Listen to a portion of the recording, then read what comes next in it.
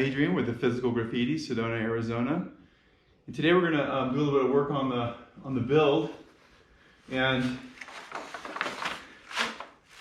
today I'm going to work on making a splash guard. So what I have, here is it's a trailer fender, and I like the way this wraps. So a lot of guys like to bob off their tanks as short as they can get them. I mean, bob off their fenders as short as they can do it. You know, I like a wrap, and I like this style. Some guys like the molded style where it's, you know, completely molded, customized, and everything. That's great. That's awesome. But yeah, I definitely want this bike to look like it's made in the garage and not in some, you know, high-end machine shop. You know. Anyway. So I want to keep most of this fender. I'm going to cut it off here, so I'm going to make sure there's like 8 inches between the fenders. I don't want to hit the curb, you know, if I want to back into a curb. So I'm going to cut that off there. I'm going to have this bolted into this bracket here.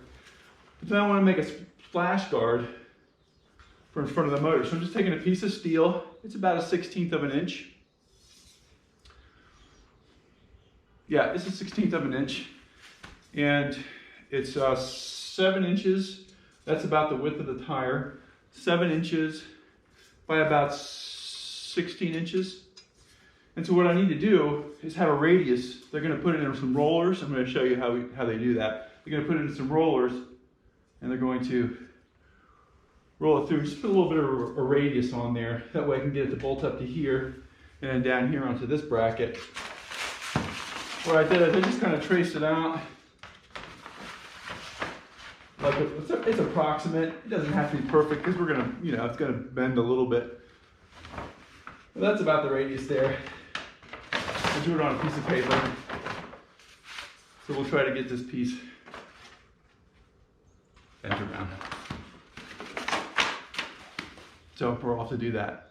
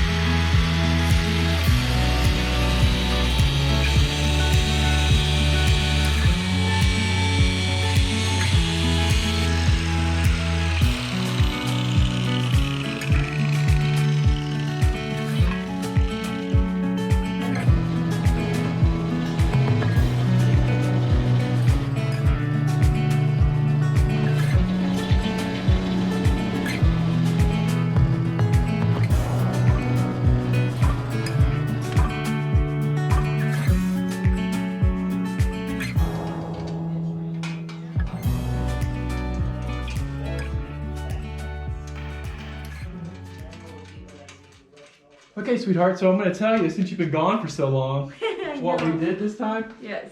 is I went and I got